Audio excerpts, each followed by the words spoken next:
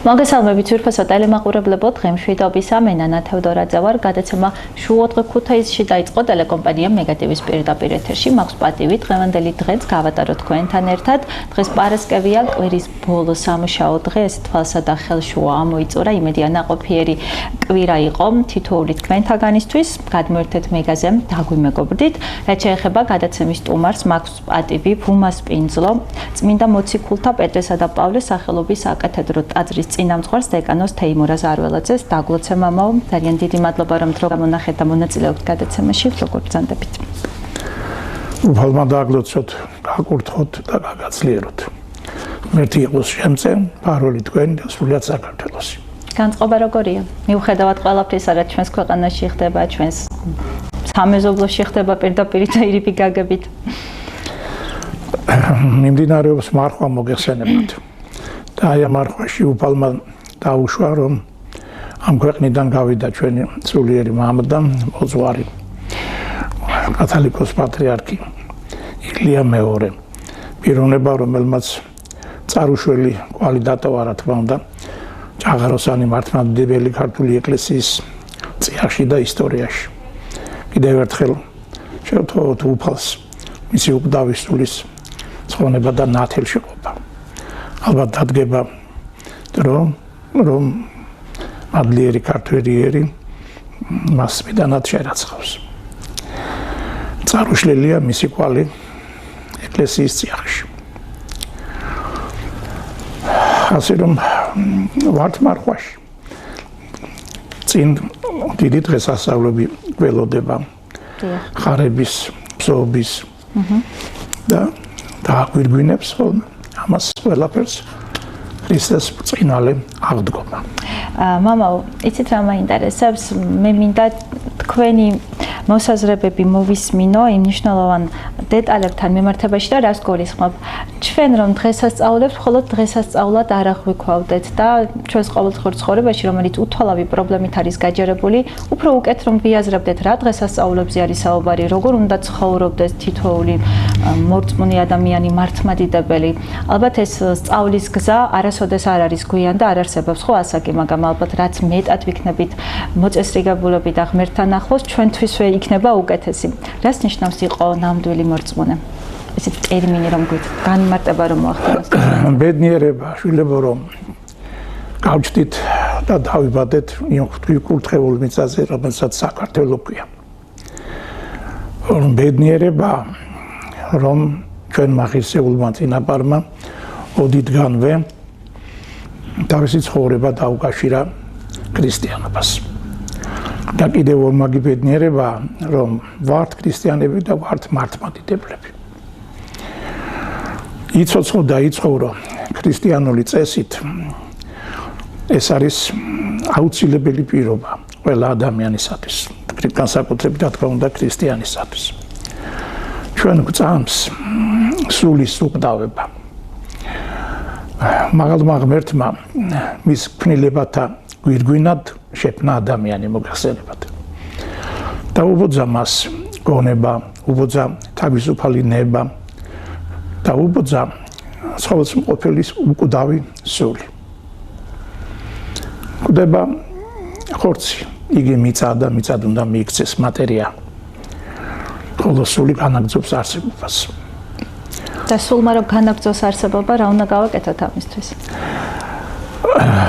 როდესაც შეხედა უფალმა, რომ ადამიანმა ცოდვის გამო დაკარგა სამოთხე, დაკარგა უკვდავება, პირველი გარდაცვლილი, პირველი მკვდარი, როგორც ბიბლია გვასწავლის, იყო ძმა, ძმის ხელით მოკლული, კაინი კლავს აბელს. ამის შემდეგ აგურდა, რა თქმა უნდა, ცოდვა. და უფალმა ინება, რომ გადაერჩინა ადამიანი აი ამ უდიდესი ცოდვებისაგან და მოუვლინა ქვეყნიერებას თვისი ჰიპოსტასი, ღვთის ასახით, იესო ქრისტეს სახით, რომელიც ნაწინასწრებლები იყო მრავალი საუკუნით ადრე. განკაცდა მაცხოვარი, მოვიდა და გვაჩვენა და გვასწავლა სწორი და მართალი გზა სულის ცხონებისაკენ მიმავალი. ის ათიმცნება, რომლითაც მოსეს გადასცა უფალმა, არის პროგრამა, თუ როგორ უნდა იცხოვროს ქრისტიანმა ადამიანმა. აუცილებელია ეკლესიასთან სიახლოვე, რამე თუ ეკლესია ეს არის ღვთის სახლი და სად თუ არა ეკლესიაში ადამიანი ყველაზე ახლოს დგას უფალთან და უახლოვდება მას. სასურველია დავიცვათ ეკლესიური ქრისტიანული წესები, ვეზიაროთ წელიწადში რამდენჯერმე ღირსეულად, დავიცვათ მარხვა, რამე თუ ყოველი მარხვა ეს არის წრთობა სულისა. ღირსეული მარხვა რას ნიშნავს, მამა? ბატონო? მარხვის ღირსეულად დაცვა, რომ აქ მხოლოდ საკვებზე უარის ქმარი გულისხმობა. არა, რა თქმა უნდა, მარტო საკვები არა, საკვებზე მარტო არა. მაგრამ საკვებითაც აუცილებელია რამე თუ ის ხორციელებები, რომლითაც არის ადამიანი დამძიმებული, მარხვაში უფრო ნელდება. ამიტომაც არის მარხვა საჭირო და აუცილებელი. და წესით, ცხოვრების წესითაც უნდა დავიცვათ, ნაკლებად ვიმხიარულოთ, ნაკლებად ვიაროთ რესტორნებში და ბოჰემურ ცხოვრებას მოვეშვათ, მეტი ვილოცოთ და ვაკეთოთ კეთილი საქმე. ერთი შეხედვით ძალიან ლამაზად და იოლად ჟღერს, მაგრამ რატომღაც ადამიანები ვართ და საცდუნებელმა იმდენ გზის მოიმატა ხო პროგრესთან ერთად თითქმის ყოველ ნაბიჯზე. კაცობრიობის მტერი არის ეშმაკი, რომელიც თავის დროზე ერთ-ერთი გამორჩეული ანგელოზი იყო, მაგრამ შურის და გამო თავისი თავი გაუტოლა მოგეხსენებათ შემონქმედს და დამარცხებული იქნა მესკნელში. ლუციფერი, ეშმა, სატანა. იგი ყოველთვის ცდილობს და ეცდება, რომ აცდუნოს კაცობრიობა, აცდუნოს ადამიანები. და დღეს იმდენი იარაღია მის ხელში, წარმოუდგენლად დიდი და ძლიერი. ამიტომ საჭირო არის რწმენა იმისა, რომ არსებობს ღმერთი, შემომქმნელი ცისა და ქვეყნის და აუცილებელია გადავდგათ თითოეული ნაბიჯი ისე, რომ ჩვენს მიერ გადადგმული ნაბიჯი იყოს სათნო ღვთისათვის. მიუხედავად იმისა, რომ ადამიანი ცოდვიშვილია და დაკარგა უკვდავებასაც ამოთხე, იმიტომ არსებობს ეკლესია, რომ თავისი თავი ქრისტიანმა ადამიანმა დაუკავშიროს ეკლესიას და მასში ის ისავლის ღმერთთან მიმავალ გზას. კეთილი. როგორ უნდა შევარჩიოთ მოძღვარი მამაო, აი სწორად ხო? ანუ რა უნდა ვიგრძნოთ, აი ეს ურთიერთობები რამდენ ხან შეიძლება გაგრძელდეს ეს დაკვირვება, იმიტომ რომ რაღაც არასწორად შერჩეულმა შეიძლება ადამიანს დაუკარგოს ხო სურვილი საერთოდ. ესეც ეშმაკის დიდი დამსახურება, როდესაც მრევლიდან ერთ-ერთი მაგალითად სულიერი შვილი არ ემორჩილება, ვერ არაკეთებს, ვერ გააკეთებს ზოგჯერ შეგნებით, ზოგჯერ შეუგნებლად, მაგრამ მოძღვარზე ძალიან ბევრი რამ არის, რა თქმა უნდა, დამოკიდებული. სიმკაცრით მე არა ვარ სიმკაცრის დამფასებელი პიროვნება პირიქით. ადამიანს უნდა შევაყვაროთ ეკლესია, მოძღვარმა, უნდა ვიმოქმედოთ თვითოულ პიროვნებასთან, ინდივიდთან, ისე რომ შევაყვაროთ მას ქრისტიანობა, შევაყვაროთ ეკლესიაში მოსვლა, შევაყვაროთ აუცილებელი უნდა გავხადოთ მისი გონება მივიდეს იქამდე, რომ მიიღოს წმინდა ზიარება და ხელი უნდა შეუწყოთ. მას ძალით ვერაფერს ვერ გავაკეთებინებთ. ამიტომ ძალიან ბევრი რამ არის დამოკიდებული მოძღვარზე. ერთი არის როგორ ვიქცევით ეკლესიაში და მეორეა, ანუ როგორც რიგით მორწმუნეებზე ვსაუბრობ, დავტოვებთ ეკლესიას და როგორ ვიქცევით უკვე საზოგადოებაში. რაღაც ერთჯერადად ნახევარსაათიანი ეფექტი რომ არ გქონდეს და ეს ცხოვრებაში გადმოვიტანოთ გარშემომყოფებთან, ოჯახის წევრებთან და საზოგადოებაში და ღმერთთან მისასვლელი გზა ღირსეულად გავიაროთ, აქ რა ფორმულა არსებობს? ჩვენს გასაკეთებელს სხვა ვერანი ვერ გააკეთებს. კიდევ ერთხელ ვიმეორებ, უფალმა მოგცა გონება, მოგცა თავისუფალი ნება და აი მოსამზადებელ პერიოდში, რომელშიც გვიწევს ჩვენ ყოფა ამ ქვეყნად, უნდა ვიფიქროთ ამაზე და ჩვენი გონებით უნდა წარმართოთ ჩვენი ცხოვრება ისე, რომ უფალმა, როდესაც წარდგებით მის წინაშე გარდაცვალებიდან მე 40 დღეს, გვაცხოვნოს და მოგცეს ადგილი სასუფეველში. ჩვენი გონებით ვიმეორებ, უნდა ვიმოქმედოთ ისე იმ მოსამზადებელ პერიოდში, რომელშიც გვიწევს ყოფა აი ამ ქვეყნად, ჩვენი თითოეული გადადგმული ნაბიჯი იყოს გაზომილი და სათნო ღვთისთვის. სხვა ამას ვერავინ არ გააკეთებს. პიროვნებაზეა დამოკიდებული. რა პრინციპით შეიძლება ხდებოდეს აი ამ მოსამზადებელი პერიოდის დროებში განსხვავება? ხო, ვიღაცისთვის ეს შეიძლება იყოს 80 წელი, ვიღაცისთვის 3 თვე, ვიღაცისთვის 36 წელი და შემდეგ გარშემომყოფებზე ვფიქრობთ, ხო, ის ძალიან წესიერი ადამიანი იყო, ძალიან კარგად ცხოვრობდა, არ იმსახურებდა, ასე უდროდ აი ამ პარალელური, ანუ იმ საყვარლიდან გასვლას როგორ იხსნება ეს?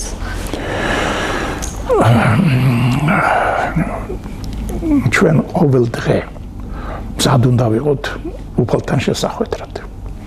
ქრისტიანმა არ იცის, ხო, ადამიანმა არ იცის, როდის დაიბადება და არ იცის, როდის გავა ამ ქვეყნიდან.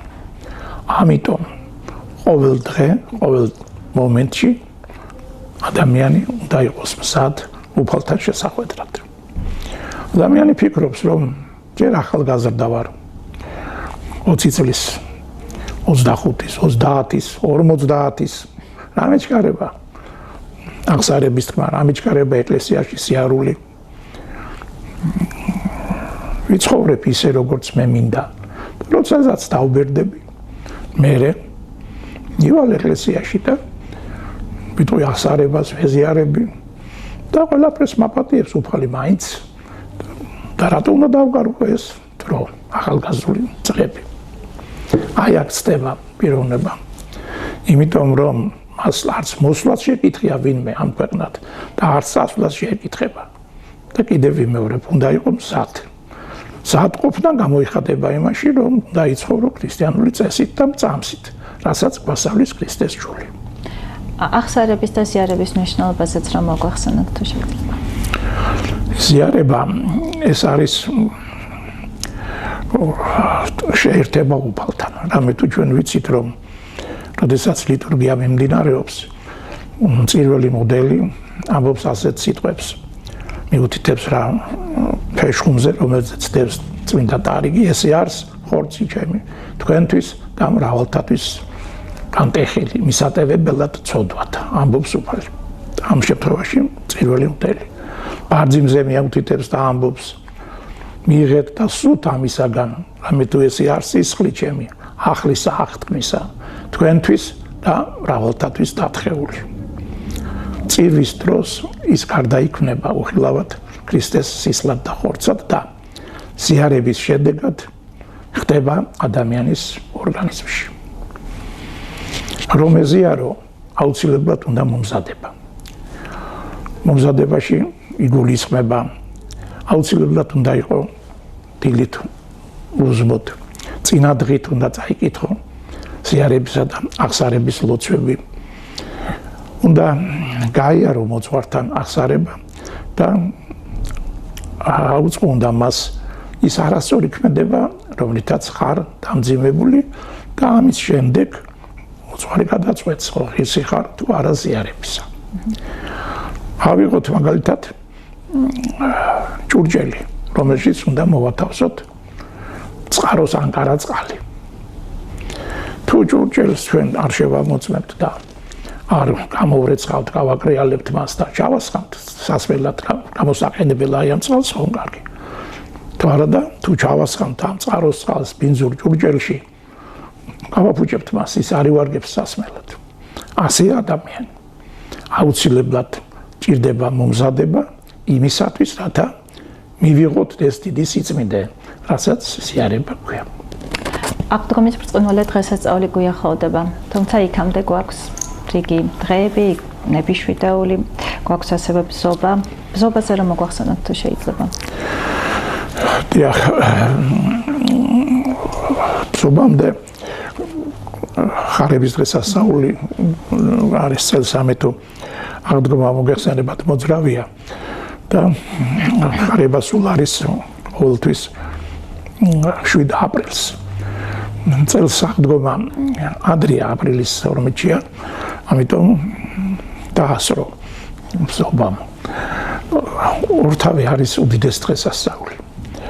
ხარება ეს არის კაცობრიობას ახარა, ასე ვთქვათ, მთავარ ანგელოზმა გაბრიელმა, რომ მარიამი იქნებოდა და გახდებოდა დედა ღვთისა.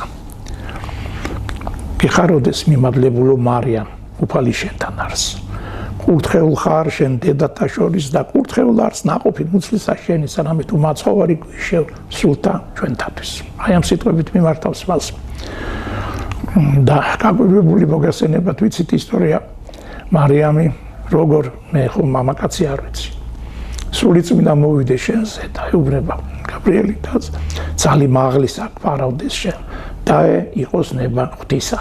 იმ წუთში თან ხდება მარიამი და იმ მომენტში ხდება ჩასახვა მის წიაღში განკაცებული მაცხოვრისა და ზუსტად 9 თვის შემდეგ იბადება იესო. ბზობის დღესასწაული ასევე ძვირფასი დიდი დღესასწაულია. ყოველ აღდგომას ერთი კვირით უსწრებს ებრაელთა დღესასწაული პასექისა. ეს დღესასწაული დაკავშირებულია ეგვიპტიდან მათ მონობიდან დახსნას და გამოსვლას და აღნიშნავს ხოლმე ებრაელობა. და ამ დღეს იგრებებიან რა თქმა უნდა იერუსალიმში მსვლელობა არის და უფალიც იესო ქრისტე თავის მოწაფეებთან ერთად ვირზე დამხედრებული შედის იერუსალიმში.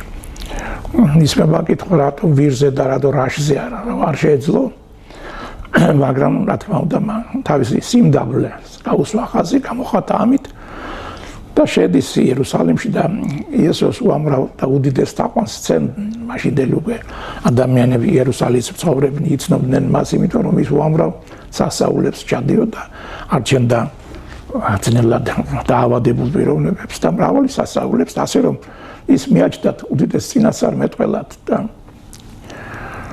ეგებება მას მთელი იერუსალიმი მოგეხსენებათ. უფენენ თავიანთ ტანსაცმელებს, უფენენ ყვავილებს, პალმის რტოებს, ფსის რტოებს და დიდებით მიიღებენ იესოს იერუსალიმში. თუმცა ერთი კვირის შემდეგ ეს ადამიანები იძახის შემდეგ სიტყვებს ჯვარს აცვით ეს. აი ერთხელ კიდევ და ზუსტა ადამიანმა მისი უმადურობა ღვთის წინაშე. და ასე ვაგრძელებთ დღემდეც ალბათ, ხო? არაფერი შეცვლილ. ობოქრობს ეშბაკი და სატანა. ესაც, რა თქმა უნდა.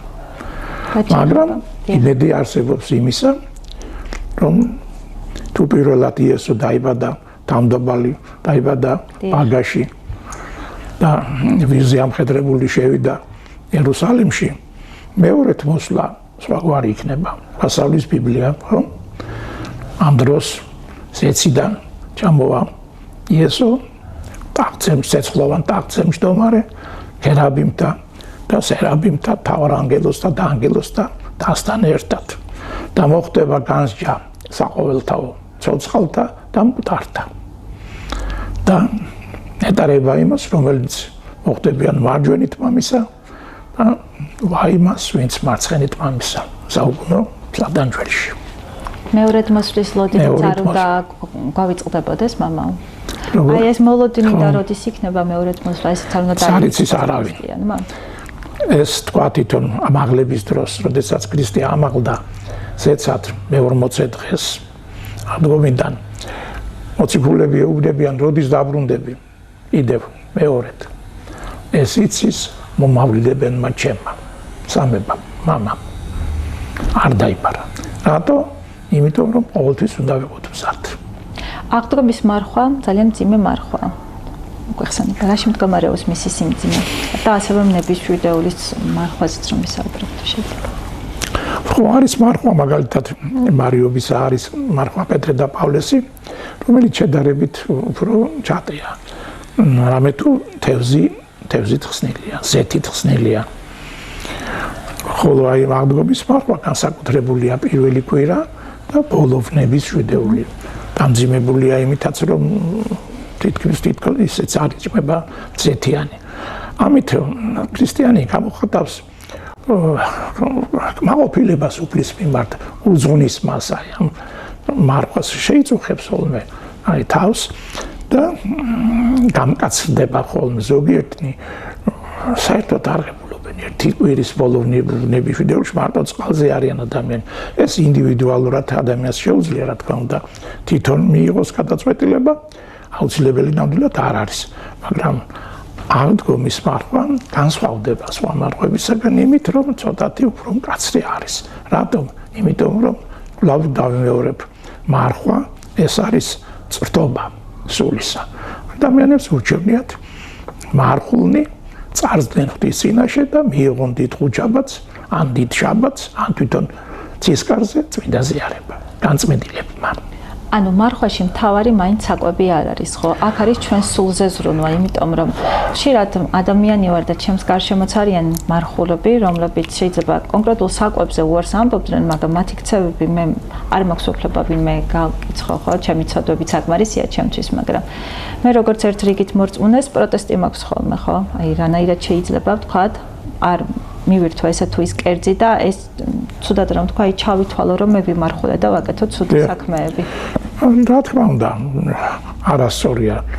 ლავი მეორებ ახლა საჭმელი არ შეჭამო მაგალითად და მე გახვიდე და ბოჰემური ცხოვრებით იცხოვრო. რა თქმა უნდა ეს არ ჩაითვლება მარხვად და უფალი უყურებს ყოველივეს, ერთი ბეწოთმა არ ჩამოვარდება ჩვენი თავიდან ღვთისნების გარეშე და ამიტომ ვერცად ვერ დავემალებით ვერნაირ ვერც ერთ ღვიმეში უფლის განგებულებას და არასრულყოფილია ის მარხვა, რომელიცაც თქვენ ახლა ბრძანებთ და ამიტომ თუ გვინდა რომ შეიწიროს მაღალმა ღმერთმა ცხოვრების წესით, ვაკეთოთ უნდა სიკეთე, დავეხმაროთ გაჭირვებულს, ვილოცოთ რაც შეიძლება ბევრი და ჩვენი ქმედებით მივცეთ მაგალითი ახალგაზრდებს, შვილებს და ოჯახის წევრებს. აღდგომის ბრწყინვალე დღესასწაულზე რას მოგვახსენებთ? რაზე შვილი? აღდგომის ბრწყინვალე დღესასწაულზე. აღდგომა არის გვირგვინი დღესასწაულთან შორის. რამე თუ უფალმა სიკვდილით დაასტურგუნა სიკვდილი და გვაჩვენა მაგალითი იმ დიდი თავდადებისა და სიკეთისა. აღდგომა ეს არის უდიდესი სიხარული და რწმენა იმისა, რომ სიკეთე იმარჯვებს ბოროტებასეთ და იმედი იმისა, რომ ადამიანი კვლავ გახდება უკვდავი მეორედ მოსვლის შემდეგ და ამით ეძლევა მას სტიმული იმისა, რომ იცოცხლოს, იცხოვროს იმ წესით და კანონებით, რომელსაც უფალი გვაწვდის. აღდგომის შემდეგ უფალი ჩადის ჯოჯოხეთში და გაანთავისუფლებს იქ ცოდვილთა სულებს და არა მარტო რა თქმა უნდა ცოდვილთა სულებს. ამიტომ აღდგომით ითრგუნება ეშმა და სატანა. ამიტომაც არის ქრისტეს ბრწყინვალე აღდგომა ყველაზე დიდი დღესასწაული დღესასწაულთა შორის. როგორი არის ჯოჯოხეთი ჩვენს წარმოდგენებში, როგორც ბავშვობაში გვეუბნებოდნენ, რომ იქ მხოლოდ რაღაც ცეცხლი ტრიალებს და იქ დავიწყებით, თუ იქ უბრალოდ რწმენის ნაკლებობა და დეფიციტია, როგორი შეიძლება იყოს ჯოჯოხეთი და როგორი შეიძლება იყოს სამოთხე? ახლა სამოთხე იმდენად ძვირფასია და სანატრელი, რომ წმინდანთა გვერდით, ანგელოზთა გვერდით ყოფნა წარმოიდგინეთ ახლა რა იქნება. ეს არის უდიდესი ნეტარება და ბედნიერება, როდესაც ადამიანი მოხვდება სამოთხეში. ან კიდევ აბრაამის წიაღში. ხოლო ჯოჯოხეთი ახლა როგორც წმინდა მამები გვასწავლიან, ნანახების აქვს ახლა და მეთქმა დაგვიპაროს, მაგრამ რა თქმა უნდა არ არის სასიამოვნო. ახლა პირდაპირ ცეცხლში მართლაც კი არ იწვება ადამიანი, მაგრამ მისი არასწორი ქმედებები, მისი არასწორად გადადგმული თითოეული ნავიჯი ეს ხდება, გამომზეურდება ყველას თვალწინ და დათრგუნულია მაგალითად შია და არ მიეცემა საკვები, წურია დაუშვება და ესე განიცდის ძალიან დიდ დისკომფორტს. ახლა ის რომ ცეცხლში დავიწყებით და დაიწყება ეს ნამდვილად ახალ დიდია და გვაძლევს ალბათ იმის იმედს, რომ პატარაში ეხავაც მაინც მიიცემს. გამოსწორების შანს ხო? გამოსწორება ეს არის ძალიან დიდი მნიშვნელობა აქვს თუ ვინ დარჩა გარდაცვლილს აი ამ ქვეყნად ოჯახის წევრები, მეგობრები. ხშირად იქნეს მოხსენიება მათი ლოცვა, მათი უგდავის სულისათვის. არის განსაკუთრებული დღეები, როდესაც უნდა მივიდეთ ეკლესიაში, დავანთოთ სანთლები, სეფისკვერი უნდა გავსეთ მათ სახელზე, საკურთხი პანაშვიდის გადახდა, კერძო წირვა, ერთი უბრალო ლოცვაც, უფალო იესო ქრისტე, ძეო ღვთისაო, მოიხსენე და დაუმკვიდრე სასუფეველი და იტყვის სახელს, აცხოვნე. რაც ბევრი ადამიანი ილოცავს მიცვალებულის სულისათვის, მით მეტი შვება ეძლევა გარდაცვლილის სულს და ჯოჯოხეთში მყოფი ადამიანის სულს. შესაძლებელია, როგორც წმინდა მამები გვასწავლიან, ჭირის უფალის ლოცვამ შეიძლება დაიხსნას ადამიანის სული ჯოჯოხეთიდან. თქვენ ბრძანეთ, რომ ღმერთი შანს არ დაგვიკარგავს და მოგცეს, ის ძალიან კეთილია, მაგრამ ნახეთ რა მაინტერესებს. მე ადამიანი, რომელმაც შეიძლება განსაჯო იქ ადამიანის ქცევა. და ვთქვა, რომ აი ღმერთს ეს არ მოეწონებოდა. ჩემი და ღმერთის შეფასების კრიტერიუმი ხო განსხვავებულია. რა თქმა უნდა, განსჯა ცოდვა. ამიტომ დიდი დოზით ვეწევით ამ ცოდვას. ხო, რა თქმა უნდა, ყოველფერი ნაბიჯია, რა გვავიწყდება. სუსტები ვართ. ცოდვიშვილები ვართ და არ უნდა გამსაჯოთ, ვეცადოთ, რომ დავიწყებთ განსჯად გაგვახსენდეს უფალი და გავშერდეთ. ხო, მაგრამ ვერ ვჩერდებით. ვერ ჩერდებით, ერთ ცოდვას ჩავდეთ იმ ხურჯინში, რომელიც გააქვს სურზე გადაგიდებული და ერთში არის ცოდვები, მეორეში არის სიკეთე და რომ მივალთ უზენაესთან, არ უნდა დაძლიოს ამ ცოდვებმა. ჩვენ ყოველდღიურ რეჟიმში, აი გადავინაცვლოთ ახლა საზოგადოებაში და სოციალურ ქსელებში, რომელიც ჩვენი ცხოვრების განუყოფელი ნაწილი გახდა, მოგწონს თუ არ მოგწონს. იქ ხშირად ძალიან ცუდ საქმეებს ვაკეთებთ ხოლმე ღმერთის სახელით და თითქოს ღმერთს ვიცავთ.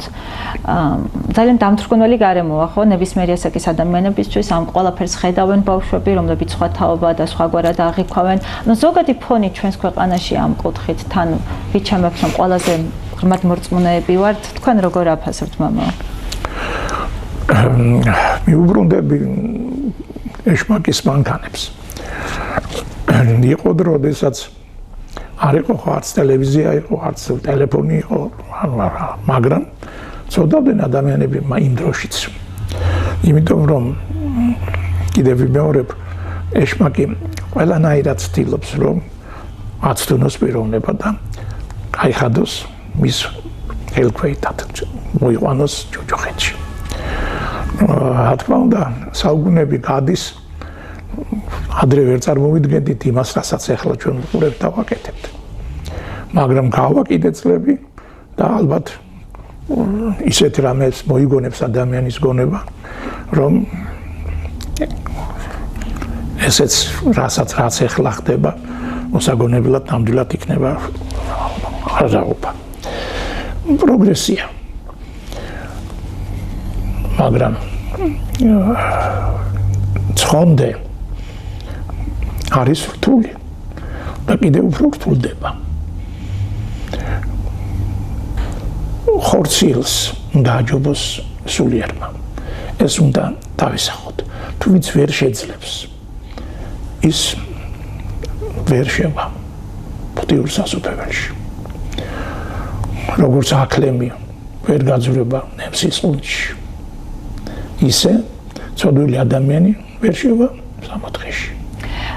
ეს უნდა გახსოვდეს. ამიტომ კეთილი ინებე და დაიცავე ეს წესი. თქვენ როგორც ბრძანეთ, ადამიანების არმაცები ვართ და მე შეიძლება ჩავთვალო ხარ, რომ მაქვს ის ასაკი, რომ კიდე მომეცემა დრო და შემდეგ დავიწყებ ამ ცხოვრებას. ეს ეცდომა. ხო, მაგრამ მაინც ხომ გვაქვს შანსი გამოსწორების, რომ მეც ავდგე წყალებში გავრისკო, პირველი ნაბიჯი გადავდგა. ანუ როგორ უნდა ხო, ანუ როგორ არ ჩაგეთვლება. არ ჩამეთვლება. აბა რა. ევაჭრები ღმერთს. ხო, და ახლა ღმერთთან ვაჭრობ. რომ არასოდეს არც ასაკში არ არის გვიან დაუახლოვდეთ ღმერთს და როგორც რა თქმა უნდა, შეიძლება პირველი ვინც შევიდა სამოთხეში ავაზაკი იყო. ხო, წარმოგიდგენიათ ახლა სამი კაცი, ორი აქედან და იქედან ჯვარზე გააკრეს, ხო, იესოსთან ერთად. გოგოთის მთაზე. და ირწმუნა ერთმა და ვიცით ეს ისტორია ხო მომიხსენე იესო სასუფეველში და დღეს ჩემთან იქნები სამოთხეში. მიუტევა მას და აპატიათელი ცხოვრება ავაზაკი იყო. ჯვარზე გააკრეს სამისთვის 1000 მკვლელობით 1000 უბედურებებით იყო დახუნძლული, მაგრამ ერთმა სიტყვამ აცხონა და პირველი ვინც აცხონა და შეიყვანა სამოთხეში ავაზაკი იყო. ვითხარ შენ უფალო და საკვირველ არიან საქმენი შენ. ღვთის განგებულებას ასე იოლად ჩვენ ვერ ჩავწდებით, რა თქმა უნდა, მაგრამ მეცადოთ არ ვევაჭროთ მას, იმიტომ რომ ნაკლები შანსია სული ცხონებისა. დღეს ეკლესიას დავშორდით თუ როგორ ხდება? მე მახსოვს 70-იანი წლების ბოლო, როდესაც მოვედი აი პეტრე პავლეს ტაძარში. 79 წლის ნოემბრის თვეში მოვედი მე. ცარიელი იყო ეკლესია. წირვალოცვას ატარებდნენ მამები იყვნენ მოხუცებული, გალობელი არ ყავდათ.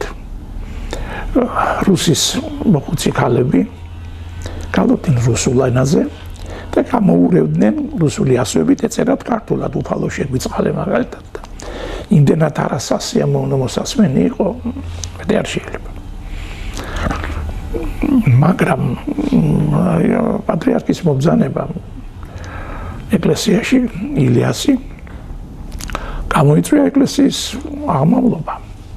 გამრავლდა ეკლესიები, გამრავლდა სასულიერო თასი ახალგაზრდობა მოვიდა ეკლესიაში და ეკლესიამ იწყო შევსება. ასე რომ ამ 45 წლის წინანდელი ეკლესიას და დღევანდელი ეკლესიას შორის შედარება არ შეიძლება. საერთოდ ურწმუნო იყო ადამიანები. იმიტომ რომ რეჟიმი იყო ისეთი, ებრძოდა ეკლესიას და ქრისტიანობას, იდეოლოგიურ მტრად მიაჩნდა ეკლესია. ყველანაირად ცდილობდა რომ დაეჩრდილა ეკლესია და მასში მყოფი ადამიანები არ ყოფილიყო პოპულარული. მოუნათლავი იყო თითქმის ნახევარი საქართველო. თერი ლაჭარი, შრომი, სვანეთი არ ინათლებოდნენ. პირდაპირ შენ იქნები ჩემი ნათლია, დაჯდებოდნენ, მიირთმევდნენ სუფრას და ამით თავდებოდა. არ დაიცვლებოდა ადამიანი წესს არ უგებდა არა. რამდენიმე მაგალითად მოუტანიათ ეკლესიაში ტანსაცმელი და ტანსაცმელზე აგვიგია წესი და გვილოცია სულის ცხონებისთვის. ურწმუნოება იყო. ეხლა შედარება არ არის. ამდენი ეკლესია, ამდენი მონასტერია, ამდენი რამ ხდება ჩვენს თვალწინ და მას ნამდვილად ჭირდება შვილო დაფასება. მაგრამ კლავი მეორე შენ გასაკეთებელს სხვა არავინ არ გააკეთებს. იცი რომ ეს ცოდვა უნდა უარო გვერდი, თორემ საჯელია. განმეორებული ცოდვა ორმაგი საჯელია და კიდევ მეორეთ იმ ხურჯინში ჩავდოთ, რა შეიძლება მეტი სიკეთე, რომელიც მარჯვენა ხელს მხარეს არის. ეს უნდა გვახსოვდეს სულ. მამა, ფაქტია, რომ ცოდვის მორევში ტრიალებს ქვეყანა, რაზეა საუბარი? ჯერ ქრისტიანს ხოცავს. ეს ახლა მისა ზეიმობს ეშმაკი. ქუთაისის საპატიო მოქალაქის წოდება მიიღეთ, დაიმსახურეთ, როგორ ეპითეტს აძლევთ და რას ნიშნავს თქვენთვის ქუთაისი? რომ გითხრით. ახლა მე დავიბადე, გავიზარდე ქუთაისში. როგორც დაასდა საპატიო ქუთაისის საპატიო ქუთაისელები არა ბაღის კიდე და ეს წევრი ვარ აი ამ საზოგადოების და ნამდვილად იყო ოცნება რომ შენი ქალაქი რო დაგასახელებს საპატიო მოქალაქედ ეს უდიდესი ჯილდოა ხა მე ასე ვფიქრობ უდიდესი კმაყოფილების ნობით მივიღეს დიდი ჯილდო შევთხოვ უფალს რომ სიუtildeლამდე აწმე აღა შემცვლის მატარებინოს ღირსეულად სახელი და შვილებისა და შვილიშვილებისათვის ნამდვილად იქნება სწორი და კარგი მაგალითი ის რომ აი მიხედოს მაგალითად შვილთაშვილებმა იმ განვლილ გზას და გაიმეოროს რაც მაგალითად აბუა დატოვა. კონჩეს ქუთაისი რა არის? რა თქმა უნდა არის. რა თქმა უნდა ეს. მის თუ რა ფასია, უძვირფასია. მე მაგალითად თბილისში ერთი დღე რო ჩავალ, აღჯერდები მეორე დღეს ამოსვლა მინდა. ქუთაისი ჩემთვის ნამდვილად ისე როგორც თითქმის ყველა ქუთაისელისათვის ნამდვილად არის შეუცვლელი. ვიდრე დღეისათვის დაგემშვიდობებით და მადლობას გადაგიხდით ისევ და ისევ დრო დაგვითმეთ და გვეწვიეთ. რამდენიმე ესე რომ ვთქვათ გზამკვლევი რომ დაგვიტოვოთ, რა ჩვენს ყოველდღიურ ქმედებაში რისი გამოსწორება მიგვანიშნებს იმას, რომ რაღაცა სწორად ვაკეთებთ ღმერთისკენ მიმავალ გზაზე. ან რა არ უნდა გავაკეთოთ, მოდი უკიდურესობა გამოვავლინოთ, რა არ უნდა გავაკეთოთ და რა უნდა გავაკეთოთ. ასე სიმკაცრით დავასრულოთ. არ უნდა გავაკეთოთ და არ უნდა ავყვეთ ხორცის მოთხოვნილებებს. აი ეს თავისახოთ მიზნად.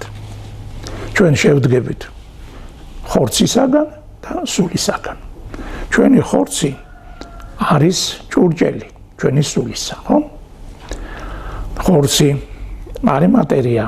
იგი მიწა იყო და მიწად უნდა მიიქცეს, ადრე მოხდება ეს თუ გვიან.